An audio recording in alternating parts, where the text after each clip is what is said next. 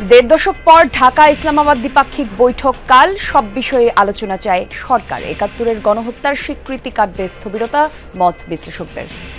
আন্তর্জাতিক ফোরামে সহযোগিতা এবং আঞ্চলিক সহযোগিতার প্রশ্নে সহযোগিতা বৃদ্ধি করার একটা সুযোগ আছে। বাংলাদেশের ট্রেড ইনভেস্টমেন্ট রিলেটেড বিষয়গুলিও পাকিস্তানের সাথে অনেক ক্ষেত্রেও বেগবান করা সম্ভব। মার্কিন শুল্ক স্থগিতে দেয়া প্রতিশ্রুতি ক্রয় নীতির সাথে সাংঘর্ষিক বলছেন অর্থনীতিবিদরা। ব্যবসায়ীদের মত বিকল্প হাতে ছিল না।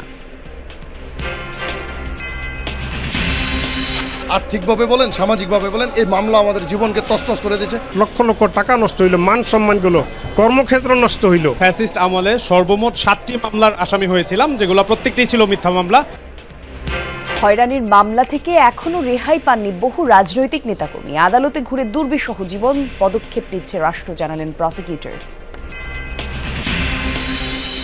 ঝিনাইদহের হরিণাকুণ্ডুতে ৩৩টি বিদ্যুতের খুঁটি রেখেই প্রশস্ত করা হয়েছে সড়ক। কয়েকটি দুর্ঘটনায় ক্ষুব্ধ স্থানীয়রা, পিলার সরাতে উদ্যোগী প্রশাসন।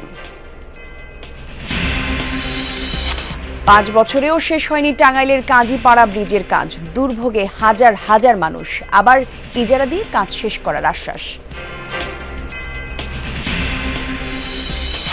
পাকিস্তানের বালুচিস্তানে ফের সন্ত্রাসী হামলা, বোমা বিস্ফোরণে ৩ পুলিশ সদস্যের প্রাণহানি, আরও ১৮ জন গুরুতর আহত।